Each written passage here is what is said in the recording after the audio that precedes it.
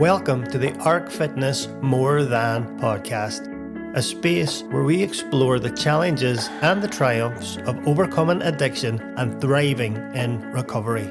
ARC Fitness is a highly commended and unique recovery organisation that utilises the powerful benefits of physical activity, professional support and community to support people to reclaim their lives after addiction. Each episode features conversations with individuals who have lived experience of addiction, as well as experts in the field. And together we will share stories, insights and tips on what it takes to break the cycle of addiction and to find a path to healing, growth and potential. We believe that everyone deserves a chance at recovery, no matter what their background or their circumstances, and that we are more than the problems that we face. Let's get started. Hello and welcome back to the ARC Fitness More Than a Podcast. My name's Henry Roddy. Today I'll be co-hosting this episode along with the one and only Mr. Warren Villa. And we are both members of the team here at ARC Fitness, and ARC Fitness is a highly commended not-for-profit organisation based in the northwest of Ireland. We both have peer support roles here at ARC, which includes but is not limited to facilitating the weekly check-in support groups, supporting the delivery of content from ARC's online learning platform, delivering personal support to persons navigating their own journey into recovery from addiction, and the work that we do is in line with the approach that ARC Fitness takes to its mission, which is safety, professionalism, compassion, inclusivity, and innovation. Over the next 12 to 18 months, we will be delivering monthly episodes of the More Than podcast to act as a source of inspiration and motivation on your journey to recovery. In order to take advantage of the wealth of knowledge, experience and wisdom across the whole ARC team, we will all be sharing the hosting duties. Each episode will feature candid conversations with guests from a variety of backgrounds, as well as practical tips and insights from managing triggers and cravings to building a support network and developing healthy habits. So whether you're just starting out on your recovery journey or you've been in recovery for years, the More Than podcast is the must listen podcast for anyone looking to break the chains of addiction and reclaim their life. And I'm going to throw away that. That's that done. How are you feeling, Warren? How's life? I'm just sitting here and I'm glad that you read out all them words. I don't think I could have done that. That's why I wrote them down. That's why I wrote them down. That was good. Housekeeping? Is your phone on flight mode? No disruptions? It's the way over there. I'd be surprised if anybody rings me because I don't answer my phone. So, if you are ringing me, you're not going to get me. Nobody rings me on a Sunday anyway because I don't owe them money anymore, which is great. That's amazing, isn't it? Also, this is our second stab at this, so we'd just like to start off by saying we will not be using the air horn this time. No, there was a lot of complaints around the air horn last last time. It was a new toy and there was an air horn button. We got carried away. Apologies for that. It won't happen this time. So what it is they say humour is subjective, and I thought it was hilariously funny right now. Nobody else thought it was at all funny. No, I actually had death threats, which was not new, but definitely strange over the use of an air horn. New in recovery. So today's topic is your brainchild. You came up with the idea of this topic. What's the topic for today, Warren? That's terrifying that anybody would actually run with an idea that I've had. So look, how this came about is it's something that we would see in our weekly check-ins. So people will be talking about maybe once they sort of abandon their addiction and they've got a bit of recovery time onto them, they find that they've migrated onto something else that they have now demonized, something that's now harmful to them, a behaviour choice that it's harmful to them. Often it's, let's say, online shopping. Just throwing that out there. But it can range from anything. It can be maybe spending too much time in the gym. It can be, let's just say, there's sex addiction, there's porn addiction, there's biscuit addiction, there's all different kinds. I think what we do is we leave an empty space. When we take away the addiction, we leave an empty space. We leave a space for a behaviour to grow, and oftentimes we don't maintain what that behaviour is, and then we further exasperate that process, and then you tend to find that you have developed an addictive behaviour that isn't specifically a substance, i.e. a drink or a drug, and it's something else that's harmful. And we'll be calling those... So we're going to call this episode Dopamine Hunting, and we'll be calling some of those behaviours that you mentioned replacement behaviours. Very interesting topic. We both have our own experience of it. As you say, I noticed patterns in my own behaviours when I got sober that were actually very similar to my behaviour patterns when I was using. Just the actual thing that I was doing was different. And then doing the check-ins and speaking to a lot of other people in recovery, this is like something that we all can relate to in some way, shape, sense or form. Coming up to doing this podcast, I was getting a bit concerned, a bit worried, because, I mean, we're doing the title Dopamine Hunting, and what we're talking about here is in the realms of neuroscience, the neuroscience behind recovery and addiction and all that stuff. Now, I'm not a neuroscientist. No, and I'm nearly sure I'm not. Unless it's No, something I'll that's confirm happened. that you're not. Okay, as That's long okay. as that's fine. I didn't know if it was something that might have happened by accident. Yeah. That I wasn't aware of it. So I want to make sure that we don't fall into any fake news, and I want to make sure we don't represent ourselves as experts in neuroscience when we're not. We're just two people in recovery with their own experience, and then the sort of anecdotal experience of people that we've spoke to in recovery and people that we've supported in recovery. But all that being said, I would like to just spend a minute at the start of the podcast going over some I done some, we'll call it mild research for this topic. Okay. And I would like to cover some terms, and I have an article here which I found fascinating to read. I would like to reference that article. So dopamine hunting, what is dopamine? Dopamine is a neurotransmitter.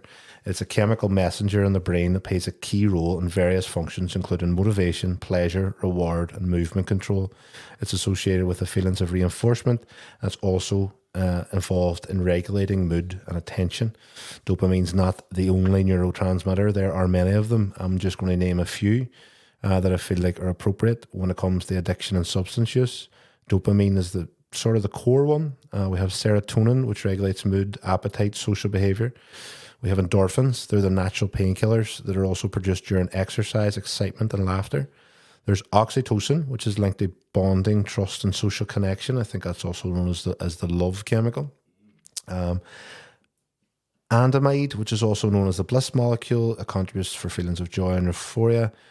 GABA, and do not ask me to pronounce that abbreviation because I can't pronounce some of those words. Just give it a word. Well, GABA, we'll just ignore that. Thanks, Warren. Helps to regulate anxiety, promote relaxation, and endocannabinoids influence various functions, including mood, appetite, and memory. And for the duration of this podcast, I'll probably not be using the term neurotransmitters. I'll probably just go for the term brain chemicals. Ooh, sounds good. So we can agree that we have a pleasure center in our brain. That pleasure center is producing these neurotransmitters, and they make us feel good things. Yeah. Everything I just listed is actually good things.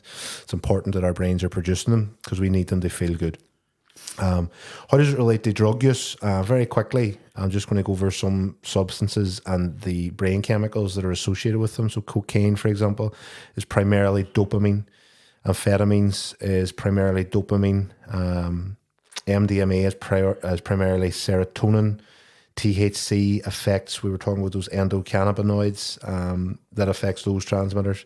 Heroin and other opiates mainly hit the endorphins, the painkiller chemicals, and LSDs primarily on serotonin as well. So we can quite simply say that we take substances and we increase the production of these brain chemicals. Yeah, exasperates them.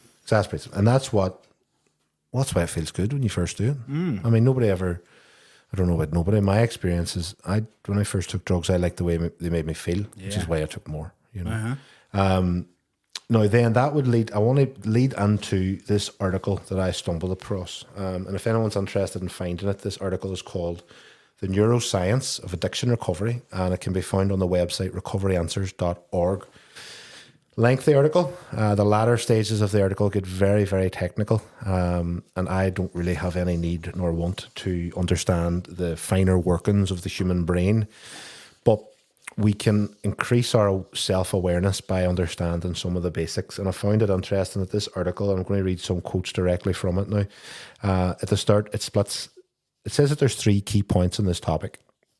The first key point, Warren, me and you don't need told. However, side note, I have a guilty pleasure in life, and I listen to a very well-known radio show that starts in the morning in the Northern Ireland area. I'm not going to name the radio show.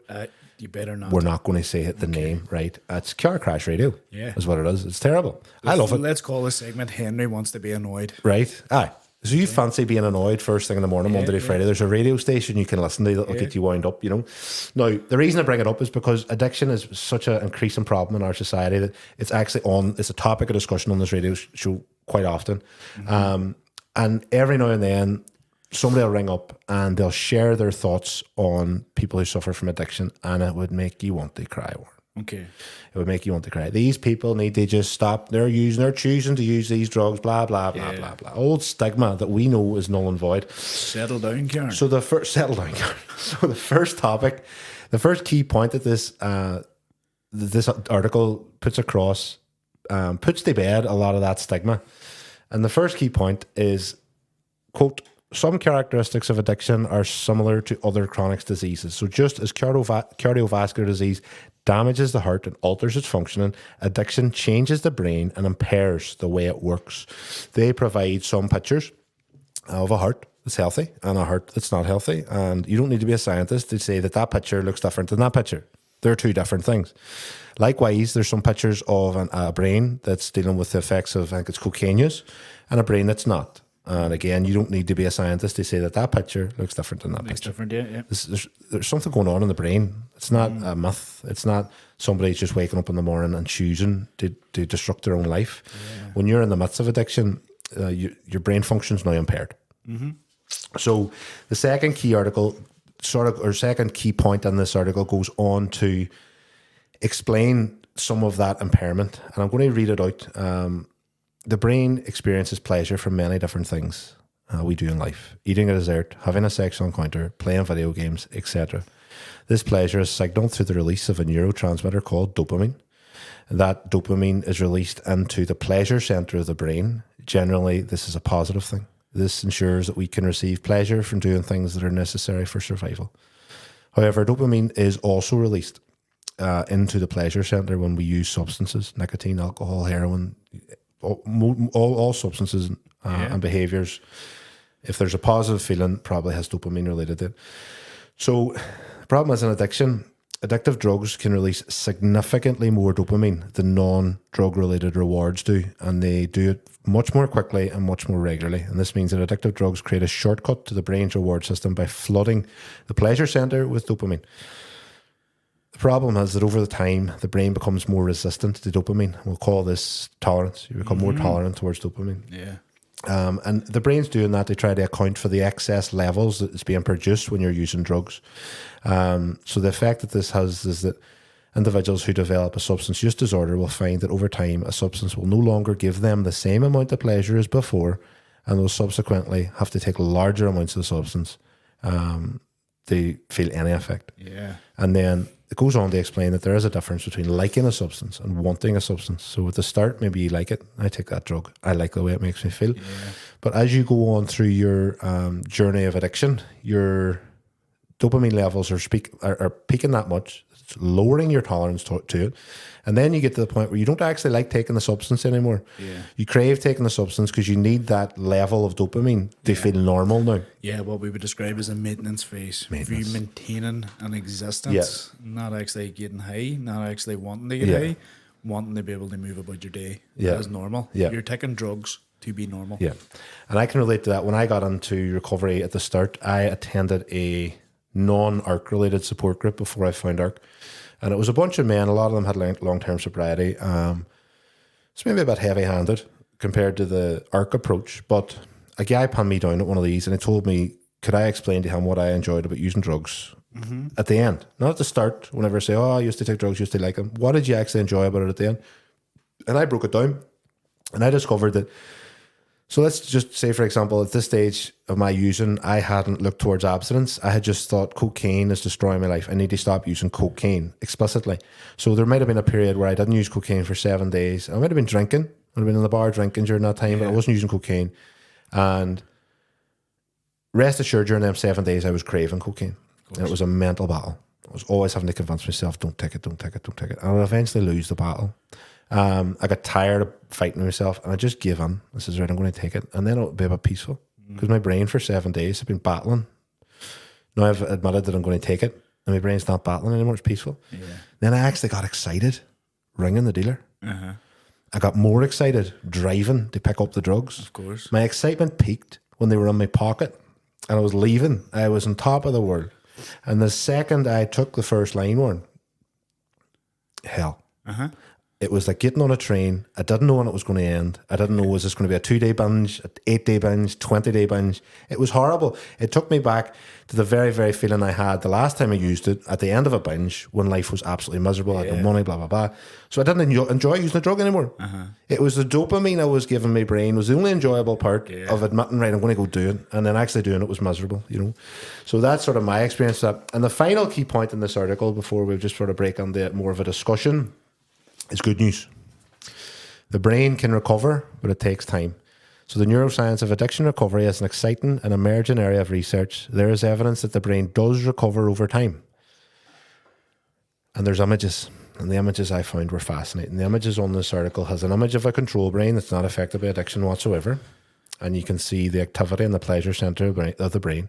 There's an image of a brain that has been 1 month abstinent from substances. And you can see some activity in the pleasure center of the brain, however, not as much as the control brain. And then there's an image of someone who's been abstinent for 14 months, I think it is. And the activity in the pleasure center of the brain was like that of the control brain. So the pleasure center had returned to a normal level of function. Base level. Which is reassuring for somebody in early recovery who's thinking, who's maybe struggling. Yeah, when's this going to end? Yeah, because what happens is the dopamine transmitters reduce as you're giving it a lot of drugs. The brain reduces the amount of dopamine transmitters, and then as you stay in recovery for a period of time, the amount of dopamine transmitters will increase again, so you can then start feeling the same levels of pleasure that a quote-unquote normal person might feel doing something normal. Like eating a meal, going for a walk along the water, doing a bit of exercise, watching a film. So I found that sort of fascinating. I'll just maybe do some of our own sort of personal experience. When I got into recovery, I took this thing. Well, I had a lot of debt. So my first sort of 9 months of recovery, I lived off very little money, and I paid back all my debt, which made me feel good because I felt pretty bad when I realised how much money I had run up. It was actually my mother, to be completely honest. She paid all the debts that I couldn't pay. So I got out of rehab and realised that I was going to have to pay her back. So I didn't feel good. There was shame attached there, but paying the money back made me feel good. So I had a very limited budget as to what I could actually live on. And I started ordering shoes. And the next month I ordered 2 pairs of shoes. Next month I ordered 3 pairs of shoes. For all your feet. Within 6 months, I think I had 12 pairs of shoes, 1 pair of feet. And there was a period where I could actually, it didn't feel like a problem, didn't feel like I had a shoe problem. But there was 1 month where I had pre-chosen, before I got paid, I had chosen a few different pairs of shoes that I would like to own. And this is whenever I get paid, I'm going to pick a pair, I'm going to order it. And then I got paid and I ordered them all. And I had no money. Okay. I was like, hold on a minute. This is familiar. This is a familiar feeling. So that little anticipation, and it was spoke about in that example of the online shopping. Now, not as a personal attack on you, Warren. Well, I'll see what it's like when you say it. Well, when we're shopping online, your brain releases neurotransmitters such as dopamine and serotonin. Dopamine is associated with a pleasure and reward, and it spikes when you find something you desire when you're browsing online.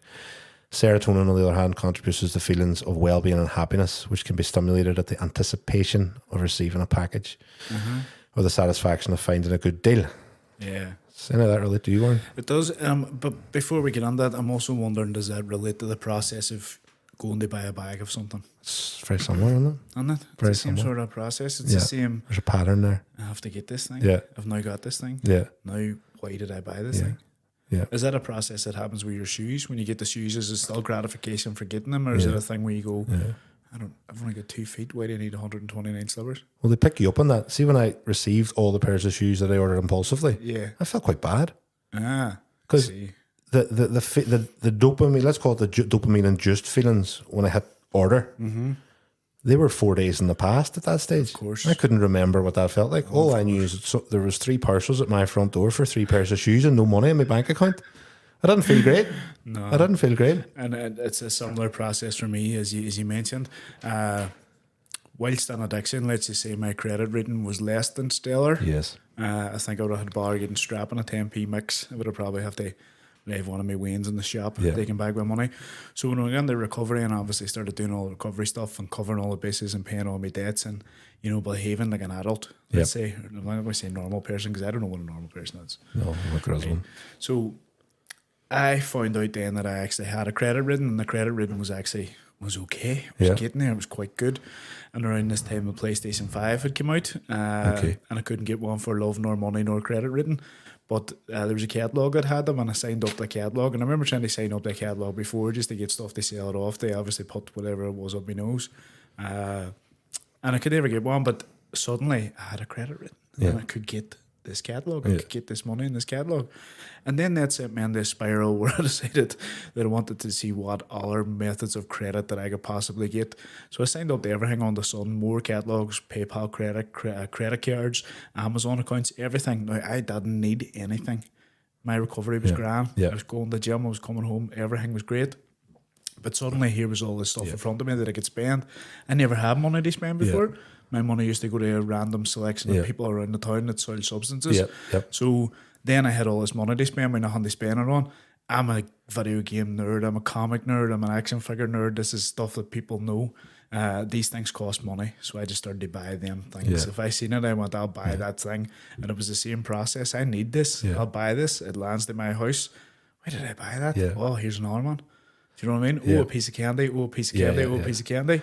So that was it. And eventually I got the stage where I had maxed out all lines of credit, and my house was just full of stuff that I did not need. And it was dopamine that I was looking for. It was the process of buying the package landing, me thinking that the whole of my soul was going to be complete with this next Xbox game or this next action figure, but I could never fill it.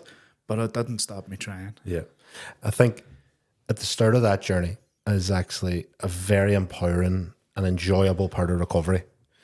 When you hit that conclusion that, right, well, I haven't been using substances in X amount of time and I now have money and I've earned that money. I've earned it fair and square. I've done it the hard way, the legal way. And now I can spend it.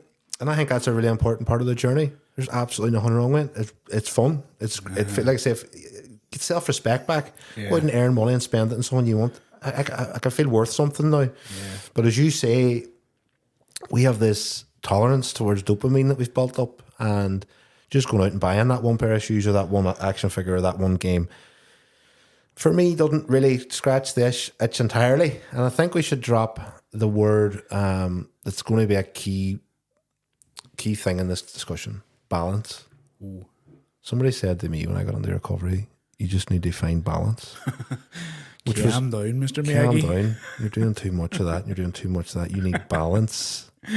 Here's the problem, Warren. The one thing I couldn't do in my whole entire adult life was find balance. I couldn't do it. I didn't know what balance looked like. I wanted piece of candy, piece of candy, piece of candy. I'll have it. That's how I love my life. And the problem is, and I found a little bit of, whenever we say that the brain recovers, everyone's brain's different. And the problem with my brain is my brain never developed into an adult brain without substances. I started when I was 16. Of course. Your brain finishes development around 22, 23. So what, again, I hate to use this word so much, but a quote-unquote normal person grows up through their late teens, gets into their early 20s, and life teaches them balance. They learn lessons based on their behaviours and the people around them's behaviours, and they just learn that, some people will maybe be very excessive drinking, for example, in their late teens, and very accessible in their 20s, and then they just learn, oh, that's causing other problems in my life. I need to nick that in the head. So they balance it. Pull back. And that's all well and good, but I mean, if you're early in recovery, give yourself a break, I would say, is very important, because when you were out buying them figurines for a start, you weren't hurting anybody. No. And you weren't slowly killing yourself through substance abuse. No. So, but it's not necessarily fulfilling. I think one thing is, when we discussed this off before the podcast, is very important to mention now, is that these replacement behaviors, or these dopamine seeking behaviors, they could be very, very positive. They could be very, very, very negative. The impacts that they could have could be very positive or negative. Well, let's put it like this. If you're eating, say, a packet of biscuits a night, let's talk about biscuit addiction, right? So if you're eating a packet of biscuits a night, right, but that packet of biscuits is saving you from putting a bag of Coke up your nose or a bottle of vodka down your throat, that's okay. There's a coping mechanism there, right? Now, people people aren't able to tell you if a behavior choice is good or bad. You're the person that decides that. Yes. You decide whether you have the problem. Yes. You decide whether it's a problem. If it's a habit that you're doing that's bothering you, Yes. then maybe have a wee look at it. Yes. But if it's something that's maybe holding you off from something else, Yeah. okay, let's Yeah. work at that on another date. Obviously, that's a coping mechanism for something else. Yeah. Now, I can remember when I bought the first thing and I got the dopamine hit, I went, I could never afford that before. This is great. Yeah. Yeah. Yay. And it landed. And then I thought, you know what? I really enjoyed the feeling of that. Let's do that. Do it again. Let's do it 100 more Do it times. You know again. what I mean? Yeah. And then when you factor under the whole buy now, pay it later stuff that goes on now at the moment, you know Yeah. what I mean? Well, there's very rarely any sort of anybody watching you when you're doing that. You know, when you're not playing it forward and you're thinking, I'll get this thing. I don't have to pay for this thing for 12 months and I'll be in a better financial position in Yeah. 12 months. If I get this now, I can sort this later. Yeah.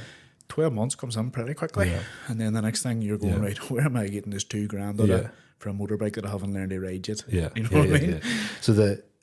So positive outcomes from these things. So if we find some hobbies, exercise, or social activities, they can give us these good brain chemicals that we want.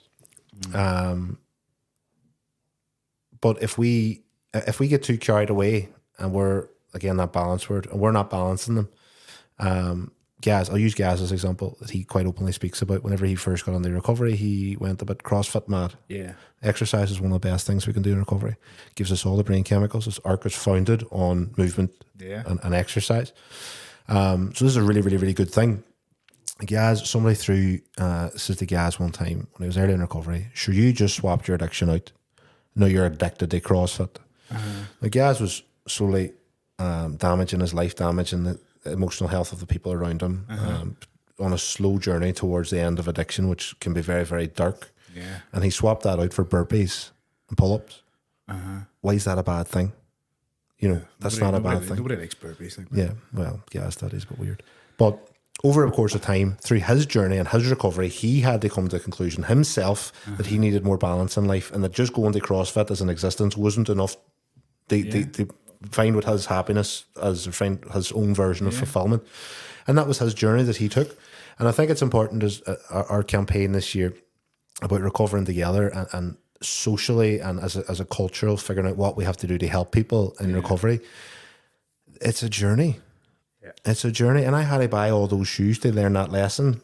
You know, like I still love shoes. I still look at shoes. I still love to buy shoes. But now I can go 4 or 5 months without buying a pair because I taught myself that no, excessive buying doesn't fulfill me. So, you know, that I had to learn that lesson, you know, because my brain didn't develop those lessons the way they might have done had I not fallen down the road of addiction and substance abuse. And then I think you mentioned there when you're going on to the sort of the finance and the buy now, pay later, these replacement behaviours can have negative outcomes too. Of course.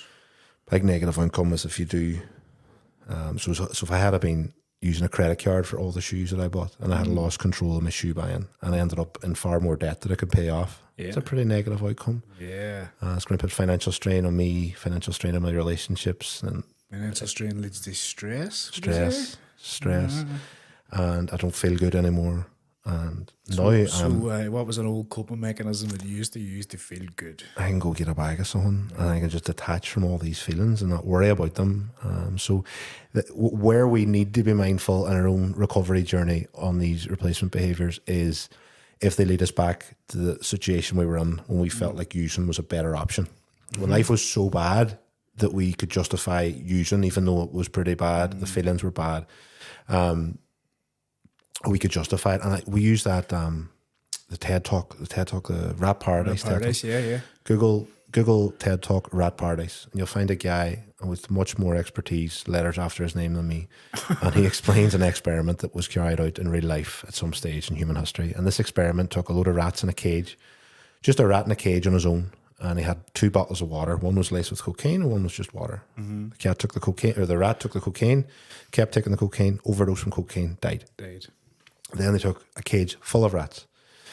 The rats had slides, the rats had the wee things that they walk around on, the rats had all this stimulation and social, very key, social interaction. They had other rats, and those rats were significantly less likely to kill themselves with the cocaine overdose, and they just drank the normal water instead. So that's why it's important that we create a balance in our life. Is we need to create our own rat paradise. We need to create our own environment that's worth living in, so that drug use all of a sudden doesn't appeal. And if you fall down the rabbit hole of, in the example that you used, where I'm going to run my credit way up, debt is one of the biggest drivers towards stress and the mental health breakdown that comes from, you know, being crippled financially. And then you add to that, maybe you're married or you have a relationship or you have kids, and now all these other dependents and other people are relying on you, and you've went and financed all this out. That's why it's important that we're aware of these replacement behaviours and how they can be negatively beneficial or unbeneficial to our life. I mean, as a side note, not to get off topic, I think we're kind of beings founded on social standing based on money, and we're founded on our self-worth and how good we feel based on our finances, based on what we have. You know what I mean? And we need to have zeros in our bank account, or we don't feel good about it. You know, and maybe that's a whole side point. But that also leads you back. That one of the first things that people say when they get into recovery is, "Of all this money." Right, and whenever I hear that, the first thing I say is, "Look, you're going to find something to spend that money on, right? It's gone. You know, your recovery can't be about how much money you have in the bank account." My uncle, God rest him, he went off drink years and years ago, and he used to carry about like pound coins in his pocket, and he used to rattle the pound coins in his pocket, right? And it used to drive me mental. It used to drive me mad. I'm rattling the coins, and I remember asking him one time, and he had says that whenever he was in his like addiction, he had never any money in his pocket, so now he used to keep his money in his pocket, and he used to rattle it to remind him. Not to go back. So that was great. So that was the thing, you know. You're going to find someone else to spend the money on, just as well as you're going to find someone else to get your dopamine from. You're going to find someone else to spend your serotonin on. I think you have cultivated a field. You have created this field. So you have to be careful what you're planting on that field now.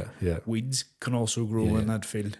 So I think some of the happiest people that I've met in recovery, seemingly happiest people, are the sort of the holistic types who have. Now, you're right. This is a side conversation. This is different than the topic we're talking about. But you know, the way society looks at success normally is equated to money. And some of the happiest people that I've seen in recovery do not care about money. They care about engaging with nature.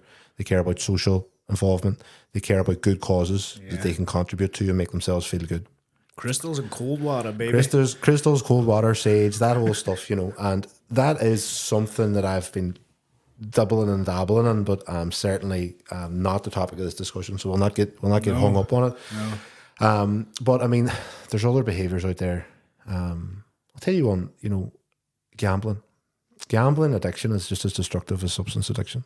Look, I'm going to say it's more. It's maybe it could be. I say it's more because it's like silent and it's socially acceptable, and there's no end. There's That's legal for it, like you it's know. Legal. I mean, there's no end, and it's a behavior that goes hand in hand with all our stuff that you would do. So it's a behavior. You can't watch a football match without putting a tenner on somebody.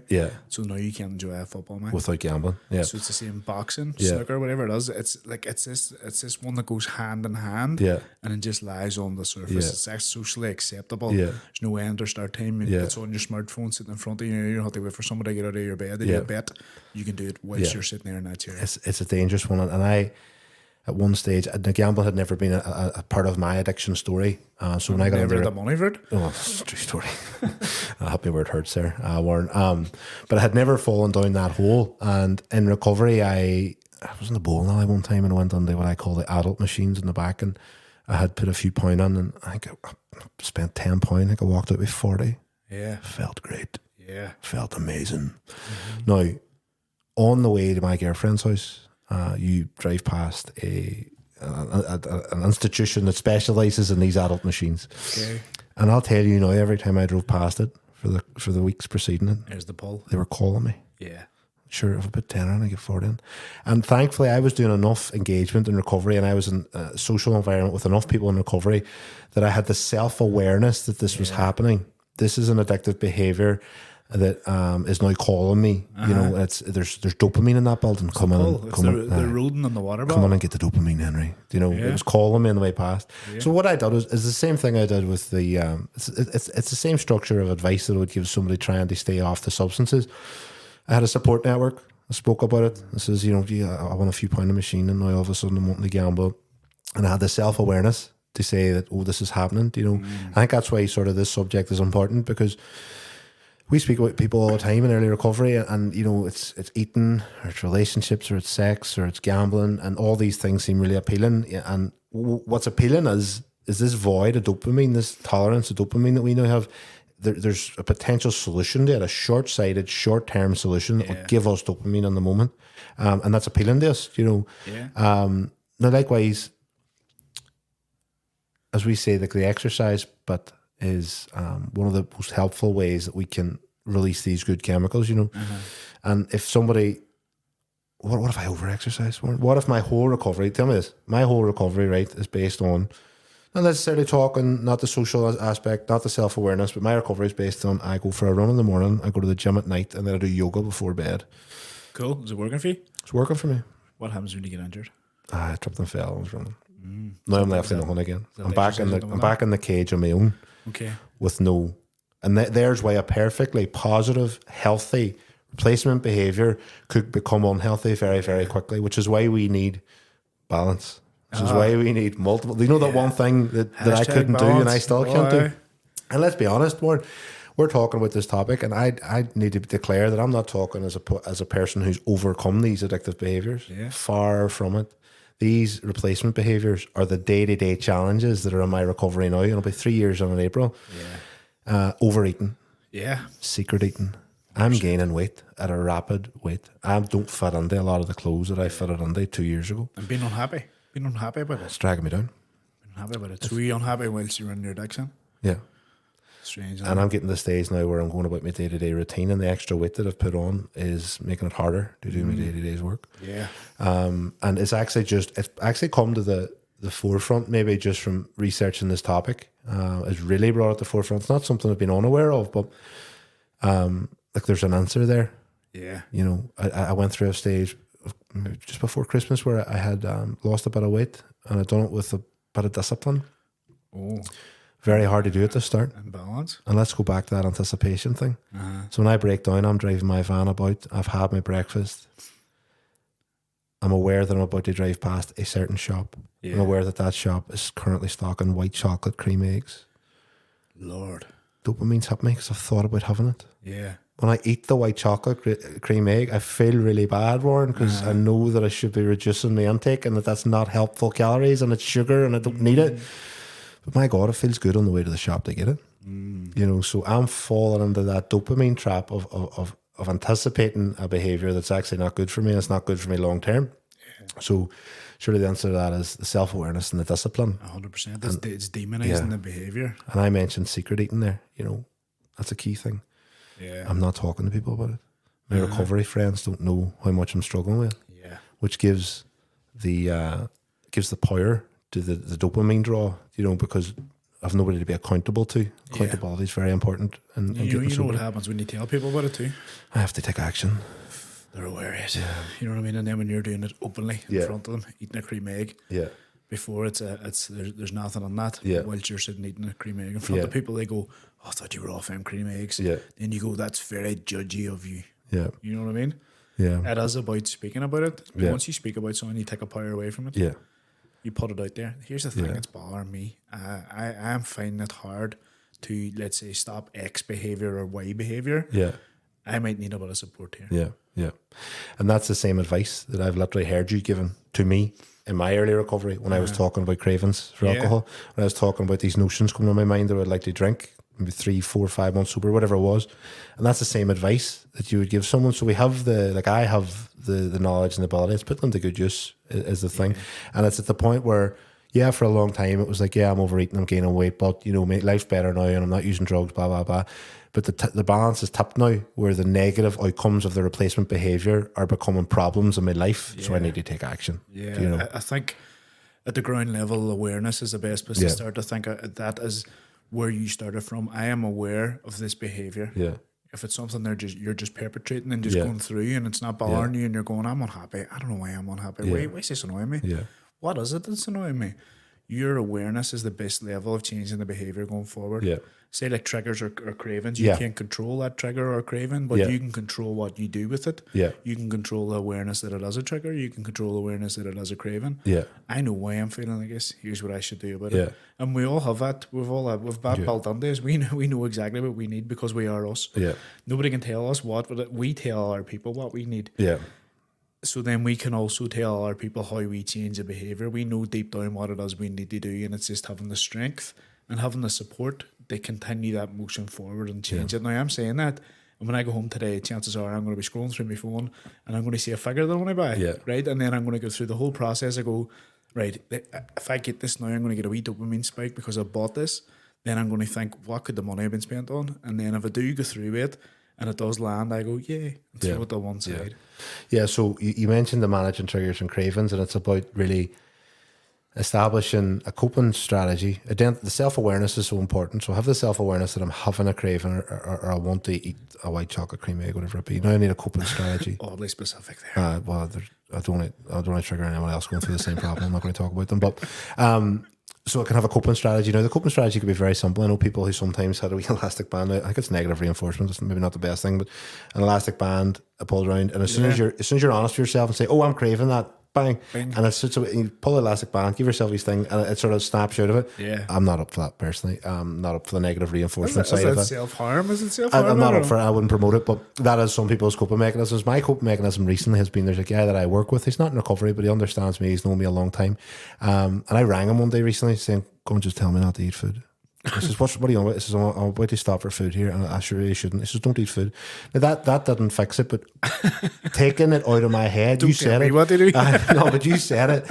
By speaking out loud, the power in my head in that moment would become very, very loud. And I was having to work really hard not to stop and give food. So by speaking about it out loud, I took the power out of it and I got through that next few hours. Do you know? Yeah. And proper planning in regard to eating is the topic I'm talking about. Proper planning about my means, knowing in the morning what I'm going to eat through the day, when I'm going to eat it, having in place to make it easy to keep that discipline is key. And those triggers and cravings. And I've done it before. I went on a wee plan that I had. I lost some weight. And on the 4th or 5th week of that wee plan, I wasn't dealing with those triggers and cravings the way I was in day one, you know. Yeah. And that, again, it just mimics the sort of process of building yourself a strategy for staying off drink or drugs, you know. Well, that's it. I mean, I was going to suggest to you that if you can successfully navigate staying off cocaine or giving up cocaine, the chances are you might be able to beat cream egg addiction. Yeah, white cream egg specifically. Sorry, but specific. It's ridiculously specific. But no, exactly that. It's about giving yourself a break and getting yourself out of your head and realizing that, you know, I have the power to make whatever change I need. Yeah. It goes to that 5 stages of change model. So I'm now well out of pre-contemplation. I'm getting bored of contemplation. Yeah. I need the action phase. And where I failed the last time is I didn't look after the maintenance phase. Yeah. Maybe my wee diet that I came up with bored me, and I wanted out of it. So that's an excuse, because what I should have done was diversified it and made a new dietary that keeps me interested in the food that I'm eating, you know. And it's that simple in theory, but, you know, in practice it can be very difficult. And as I mentioned with my friend, building a support network is incredibly important whenever we're trying to change anything. If you're trying to change a behaviour, a support network, someone to talk to that you trust, is in the right mindset. Yeah, that's why people like us in recovery tend to gravitate towards people like us in recovery, is because we have so much identification with each other. Your addiction might have been different, your replacement behaviour could be different now in recovery, but we can identify so much with the feelings that are associated that we can provide the right support to each other. It's something you've decided is harmful for you. I think one of the biggest takeaways from this podcast today is I want to open it up, that people know that there's no stigma around this. You know, like, we're admitting these faults and failures that we're having currently in our recovery, and this can happen to anybody. And I think it's possibly happened to a lot of people, and they just don't know how to come forward and say it. So I'm hoping that this takes away the stigma of this and it opens up a conversation up a good bit too. You know. It's basically about white cream eggs. Well, let's go through some tips for managing these sort of replacement behaviours. Then we've already spoke about identifying triggers, recognizing situations or thoughts. Situations. Recognize situations and emotions or thoughts that triggers that could urge the engagement in a replacement. So finding healthy outlets, healthy alternatives. And this goes back to the balance thing. So just the gym on its own might not keep me sober and happy for a long time. So now I might need to find other things that release the dopamine that we're really seeking when we're doing these behaviours. I think it could be quite a scary prospect, or actually you could reframe it as quite a fun. So when I got sober and I realised that it's not that I had lost my identity, I had no identity. Yeah, different person. Some of the challenge is finding my identity. Yeah. And that could sound scary, 100%. but it's also very exciting. 100%. See, when you hear people saying, "No, I want to get back to the old me," that's not possible. That's not possible. Yeah. That's not to say that you can't find a semblance of the old you. Yeah. But you're about to create a new version of you Yeah. that was completely unlike that person Yeah. before. New coping mechanisms, Yeah. new skills, new learning, Yeah. new understanding, new empathy. Yeah. You're about to create something beautiful here. Don't be wishing to go back to something Yeah. that didn't work for It you didn't work. before. Yeah. You're going to make Yeah. something brand new Yeah. here. And we get to try new stuff. You know, we get to try things that we've never tried before. We go into situations we've never been in before. And you might try something and think that's definitely not for me. So you know that now. You've learned that now. You know, keep pushing forward and keep looking. When we stagnate, you know, all these new things that we could do and all this new person that we could be, that includes regular releases of these brain chemicals that make us feel good, you know, and that again ties in the seeking support. So all these new things that you might want to try doing, you know, might not seem so much fun on your own, and we need support and social interaction. Yeah. ARC's a community thing. That's what we're built on. That's what we do here, and that's why you were so successful here, is because we're a community of people. Yeah. And through a community of people, you might find other ways of self-care that you didn't know existed. Yeah. Somebody might be talking about what they're doing for them and their recovery, and you might go, oh, I might try that. Yeah. Self-care can be very, very simple. Self-care could be a bath at the end of the day instead of a shower. It could be reading a book. Could be not answering a phone call. Yeah, definitely. Could be anything. Yeah. Something beneficial for you, Yeah. something that you feel, Self-care, coping strategies. I mean, it could be deep breathing. It could be mindfulness exercise and meditation exercise. Like say reading a book, taking a bath. All these coping strategies will get you through that wee period of time where the replacement behaviour is, if you think this replacement behaviour is unhealthy and you're trying to change it, these coping strategies of mindfulness or meditation or journaling or reading, you know, all you need to do is kill. It's the same as a craving.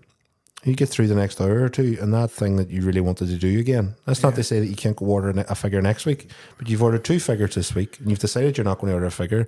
And if you're getting caught up in that mind cycle of wanting to do it, do a coping strategy, do something, some sort of self-care related thing that will take you away from it for a second. And as you mentioned, it's coping strategies. What is it holding you? What's it holding you away from? We would see people that want to get off of cigarettes, but they're 2 weeks clean of cocaine, say, or 2 weeks clean of vodka, but they really have to get up with cigarettes right now. Yeah. So it's on them whether they're giving them up or not. You know, it's not for us to tell them yes or no. But it does feel weird saying to somebody, "Hey, we're out in the cigarettes for a while." Do you know what I mean? They're not particularly harmful as when it comes to cocaine or heroin, let's say, which is strange. But it has coping mechanisms that's benefiting us at that specific time, and then we decide when we shrug them off. Yeah, and patience is, I find patience very difficult. But it's important to recognise that this is a journey. When I got sober, I thought early recovery was like 3 months, 6 months, maybe a year. I'll be 3 years in April, and it's dawned on me somewhere in the last couple of years that I want recovery. I want abstinence from substances for the rest of my life. Yeah, me too. So if I live, then I'm 65, and I'm 3 years now, I'm still in early recovery. Maybe I'm expecting too much. Maybe I need to be patient and allow my brain to learn these new levels of dopamines are acceptable. And I can implement discipline, and I can make changes in my life in the meantime. But as you say, give yourself a break. Like if you manage to kick a cocaine or an opiate addiction or cannabis addiction or anything, and I think it can be easy to fall into this trap. You know, you obviously know, Warren, that at ARC we don't like labels. We don't. No. You're not going to come to us and we're going to call you an alcoholic or going to call you this or call you that, because these labels come with weight and they're not important. Nope. So like, am I a shoe addict? Am I a food addict? You know, am I a sex addict? Do you have a foot fetish? You Is that what we're leading on to here? Like, no, but what I'm getting to is all these replacement behaviours, you know, you could easily fall down the trap, you know, oh my God, I'm a food addict, you know, and get caught up in that, and oh my God, I'm this and that. I think awareness of the dopamine subject and awareness of what's going on can give you a bit of peace to say, no, your brain... Bro, you're dopamine hunting. It said it in that article. Your brain function is impaired come the end. You know, it's going to take time for that impairment to level out and they find a new brain function that's more suitable. And we'll gloss on it quickly, but I mean, one of these other replacement therapies is sexual activity. Yeah. I was sober and single at at the same time. And I was given advice, fantastic advice, might I say, that I didn't follow. Why That would you? was, well, I do what I want. But the advice was maybe don't get into a relationship for a year. Yeah. Maybe Don't just make any avoid big changes for the first 3 Don't years. change it, just don't. Now, obviously, I did, and the levels of dopamine when you're swiping right and swiping left, the levels of excitement and brain chemicals going on when you're sending a message and getting a reply. Yeah. These were big peaks, big highs, and then after them came these big lows, and then what hit me up the face was rejection. Yeah. And am I emotionally stable enough to handle rejection right now? No. But I knew all that. I had been told all that, Warren, but I was dopamine hunting. I was looking for that next feeling good surge or whatever. And again, like I say, I love my recovery the way I've loved it and I've learned from it, but I put myself at risk, I think, in certain situations by chasing an idea of someone and ignoring the fact that they were in a lifestyle that I was trying to walk away from, for example. So there's that thing that we said about potential relapse risk through these replacement behaviours. There's that pathway right there, you know. But we got through it. We got through it okay, luckily enough. And I think the main reason I got through what some might call mistakes would be I had the support of a community of people around me. Yeah. They helped me keep my self-awareness when I lost it. Yeah. I was able to talk to them about what was going on. That's the other thing in there. Yeah. You communicated. Yeah. You spoke about it. Yeah. So all that stuff, the support in the background, Yeah. the community, Yeah. all that needs a bridge. Yeah. They connect it, and that bridges you. Yeah. That bridges your communication. That bridges you talking about it. Yeah. Giving the power, taking the power away from it by speaking about it. Yeah. So what are we saying here, Warren, as we're coming towards the end of the podcast? There's absolutely nothing wrong No, with going out and doing things that make you feel good. that's it. Nothing wrong with it. But then we bring in the B word, Balance. the balance. Yes. Without balance, these things that make us feel good could put us into a cycle Potential. that will bring us to the point where I was at when I was skint with all the shoes. Yeah. Where I was like, oh my God, I didn't intend and spend all that money on shoes. And now I feel bad again. Yeah. I feel bad again. I get stressed again. But this is all easily to navigate. I found it easy to navigate with the support network, what we just said, by talking about it and having the right people to talk about it too. Yeah. Quite easy to navigate. And even the eating, I haven't really been taking action on eating or talking about eating. But I know if I put the plan in place, show some discipline, have accountability towards the discipline through other people supporting me, that's all very, very doable. You know, I'm at the stage where I'm like, I didn't get on the recovery to feel the way I'm feeling about my weight, so I'm going to change it. Well, what's the thing we say about addiction? What's the first part of it? Is it admitting that there's a problem? Yeah.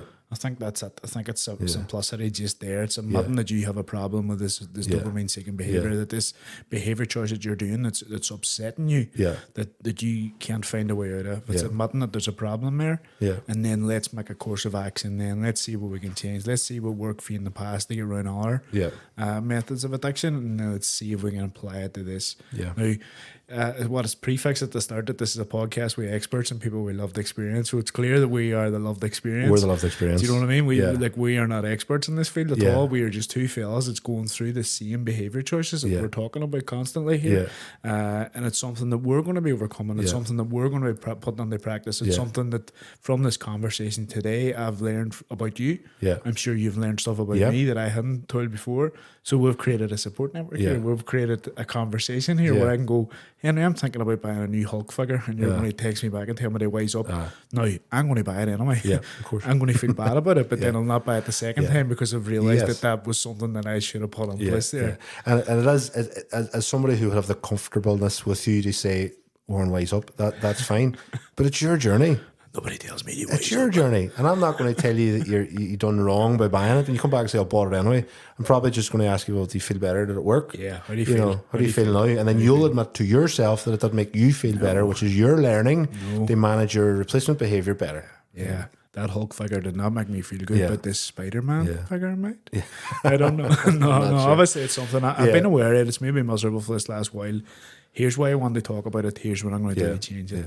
I'm an open book all times. If anybody wants to contact me, freaking through something similar, Let's do it. Let's work on it together. Yeah, it's a fascinating subject, and I find that with people in recovery, it's just something that comes up so often about eating or sex or shopping or gambling or whatever the replacement therapy is or replacement behaviour is.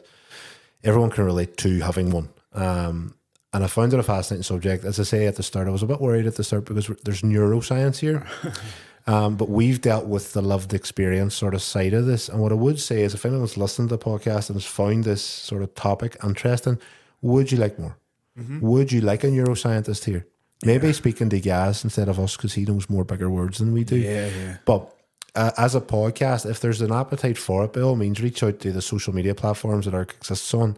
We're already thinking, we already have, I think, a neuroscientist in mind. Yeah. And maybe we could delve deeper into the science because this little bit of mild research I've done has given me more awareness of what's actually going on. Now, I'm not saying that I understand different cortexes of the brain or anything, but by validating that my experience has scientific property, you understand the scientific side of it, and all of a sudden, I've got more drive now to make more changes to get more out of it. So because the science saying as the way I'm feeling bad is I can use science to make me feel good again. So Good, yeah.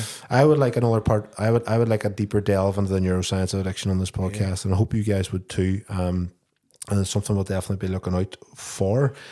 Other than that, Warren, I think I've enjoyed it. I've enjoyed it. I've enjoyed it. I've Good enjoyed it. Good day. I definitely want to talk to you again. Yeah. On a microphone with headphones on. 'Cause it's quite cool. Good.